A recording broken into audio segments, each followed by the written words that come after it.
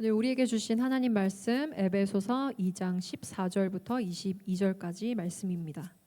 합독하겠습니다. 그는 우리의 화평이신지라 둘로 하나를 만드사 원수 된 것 곧 중간에 막힌 담을 자기 육체로 허시고 법조문으로 된 계명의 율법을 폐하셨으니 이는 이 둘로 자기 안에서 한 새 사람을 지어 화평하게 하시고 또 십자가로 이 둘을 한 몸으로 하나님과 화목하게 하려 하심이라. 원수된 것을 십자가로 소멸하시고 또 오셔서 먼데 있는 너희에게 평안을 전하시고 가까운 데 있는 자들에게 평안을 전하셨으니 이는 그로 말미암아 우리 둘이 한 성령 안에서 아버지께 나아감을 얻게 하려 하심이라. 그러므로 이제부터 너희는 외인도 아니요 나그네도 아니요 오직 성도들과 동일한 시민이요 하나님의 권속이라. 너희는 사도들과 선지자들의 터 위에 세우심을 입은 자라. 그리스도 예수께서 친히 모퉁이 돌이 되셨느니라. 그의 안에서 건물마다 서로 연결하여 주 안에서 성전이 되어가고 너희도 성령 안에서 하나님이 거하실 처소가 되기 위하여 그리스도 예수 안에서 함께 지어져 가느니라. 아멘. 아멘. 오늘은 에베소서 말씀을 통해서 우리를 하나 되게 하신 하나님의 은혜를 함께 생각해 보고자 합니다.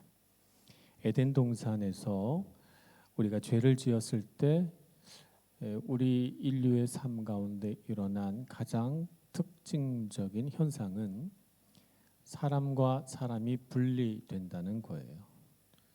이것은 하나님이 세상을 창조하신 방식과는 전혀 다른 것입니다. 왜냐하면 하나님은 아담을 창조하시고 혼자 있는 것을 좋지 않게 보셔서 아담을 잠들게 한 다음에 그의 갈비뼈를 뽑아서 하와를 만드셨어요. 그래서 하와를 보고 아담이 말하기를 내 뼈 중에 뼈요 살 중에 살이다 그렇게 고백을 했거든요. 그래서 하나님 뭐라고 명령하셨냐면 이제 부모를 떠나 두 사람이 하나가 되라 이렇게 얘기하셨어요. 그러니까 하나님이 우리 사람에게 준 축복은 뭐냐면 연합하는 거예요. 서로 사랑하고 한 몸을 이루는 거죠. 실제로 우리가 뭐 진짜 한 몸이 될 수는 없겠죠. 그러나 하나님이 말씀하신 연합과 한 몸이라고 하는 뜻은 서로 사랑하고 이해하고 존중하고 신뢰하라는 거죠. 그렇게 함으로써 우리가 하나됨을 이룰 수 있다는 거예요. 근데 죄를 짓고 나니까 분리가 됐어요. 어떻게 분리가 되냐면 하나님으로부터 먼저 분리가 돼요. 하나님이 아담과 늘 이렇게 에덴 동산을 거니셨는데 찾아오셨거든요. 그랬더니 아담과 하와가 숨었어요. 하나님 낯을 피해서 얼굴을 피해서 숨었죠. 하나님께서 하나님의 낯을 피하는 아담과 하와를 보시고 우리 사이에 뭔가 벽이 생겼구나, 뭔가가 분리되고 나누어졌구나 하는 것을 알게 됐습니다. 이것은 하나님으로부터 온 것은 아니에요. 그러니까 보통 우리 관계 안에서 일어나는 그런 분리 같은 것은 하나님으로부터 온 게 아니에요. 미워하고 판단하고 싫어하고 멀어지는 것은 하나님으로부터 온 것이 아닙니다.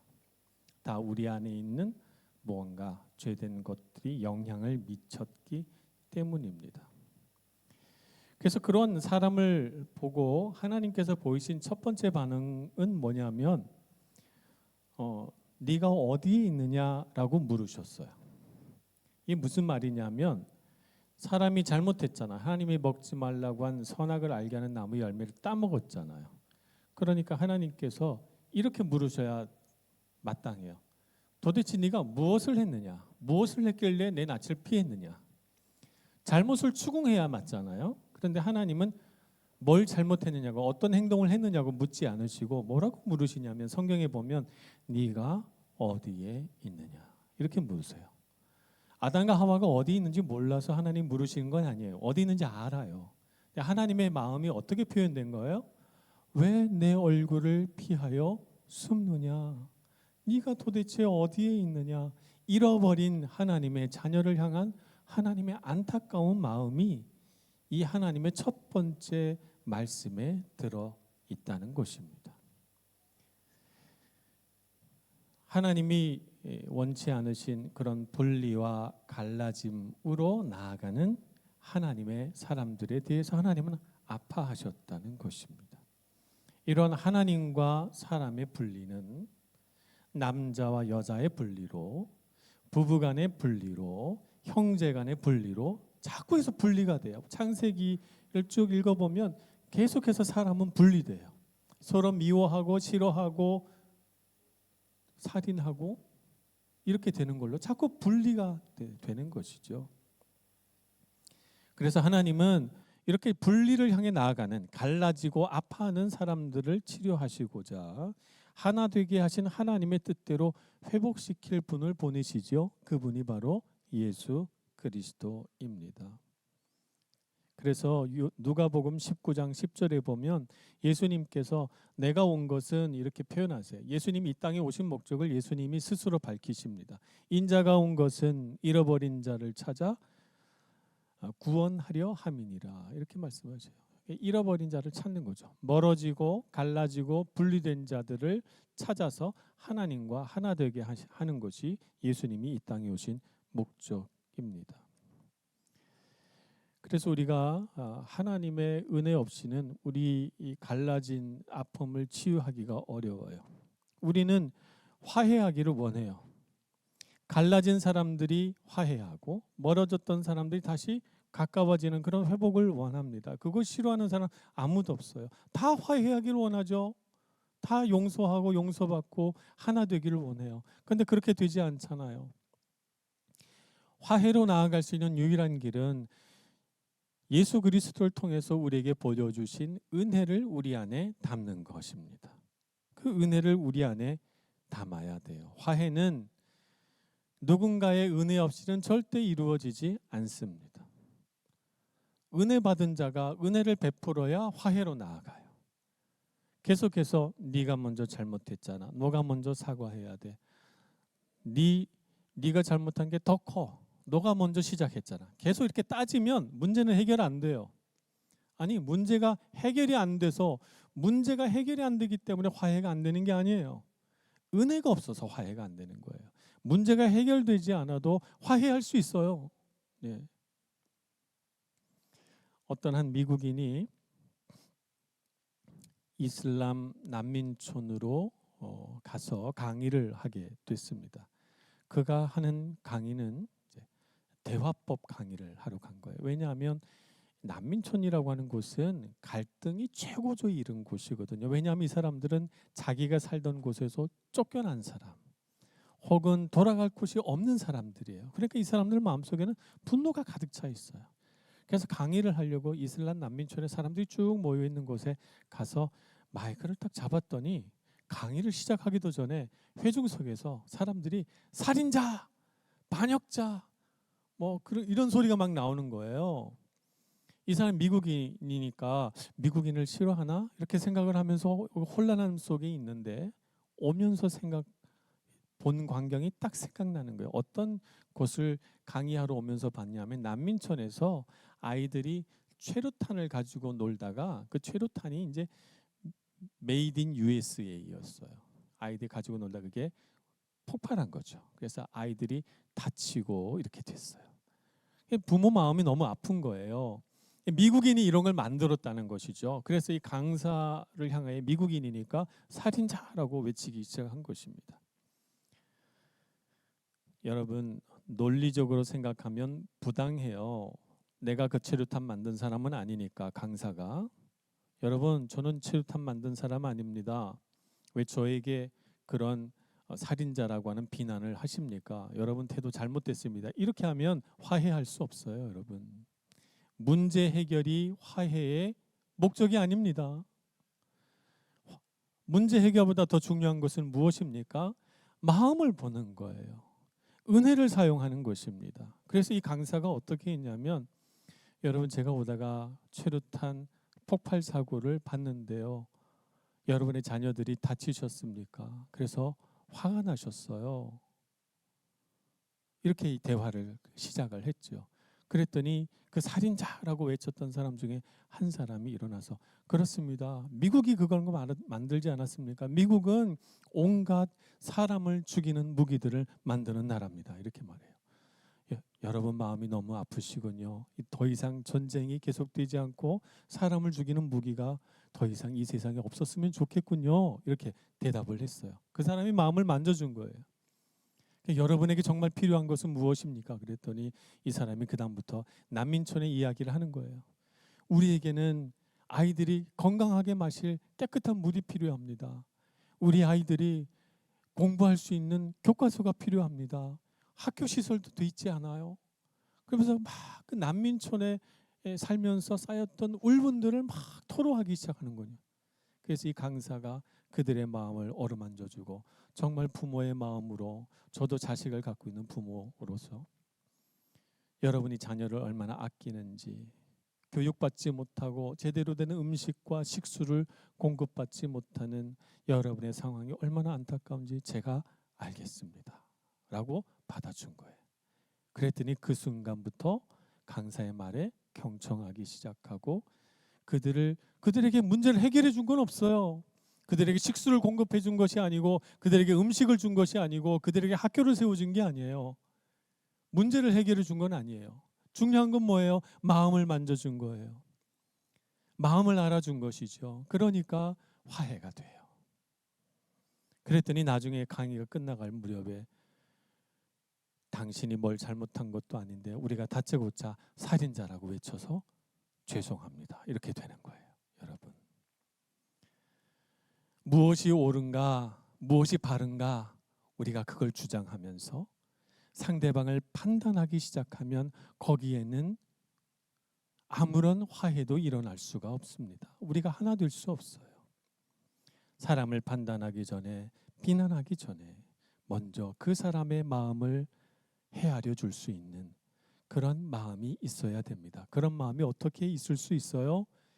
은혜가 있어야 됩니다. 내가 하나님의 은혜 받은 자로서의 삶을 살아야 돼요. 내 안에 은혜가 없으면, 내가 먼저 은혜를 베풀지 않으면 이 세상에는 화해가 일어날 수 없다. 여러분이 이 세상에 은혜를 가져다 주는 통로가 되기를 축복합니다. 갈등이 있는 곳에, 다툼이 있는 곳에, 분리와 나눔이 있는 곳에 여러분 가셔서 내가 먼저 은혜를 베푸는 사람, 마음을 만져주는 사람이 되기를 축복합니다. 문제보다 마음을 볼 줄 아는 여러분들이 되시기를 바라요. 예수님은 그렇게 이 땅에 오셨습니다. 예수님이 이 땅에 와서 문제를 해결한 건 없어요. 가난한 자는 여전히 가난했고, 핍박받는 이스라엘 백성들은 여전히 로마의 통치 아래 핍박을 받았고, 예수님은 실패자처럼 십자가에 달리셔서 당신이 정말 메시아거든, 그 십자가에서 내려와 보라고 사람들이 조롱했어요. 그런데 예수님은 어떻게 하셨죠? 그들을 위하여 기도했습니다. 저들은 자신들이 하는 일을 알지 못합니다. 하나님, 저들을 용서하소서. 은혜를 베풀었죠. 주님께서 베푸신 은혜로 우리가 구원받은 거예요.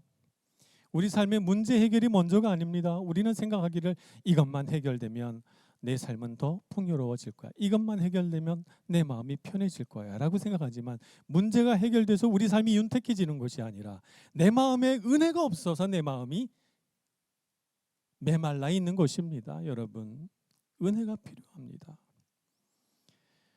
우리가 예수님의 은혜로 구속받았다 이렇게 말합니다. 구속이라고 하는 이 단어는 좀 어려운 말이죠. 영어로는 랜섬이라고 합니다. 랜섬은 뭐냐면 노예로 팔린 사람을 값을 치르고 다시 사오는 걸 랜섬이라고 해요. 어떤 사람이 납치됐어요. 그래서 돈을 주고 그 납치된 사람을 구조해 오는 거, 이걸 랜섬이라고 해요. 그 돈을 치르는 걸 랜섬이라고 하죠.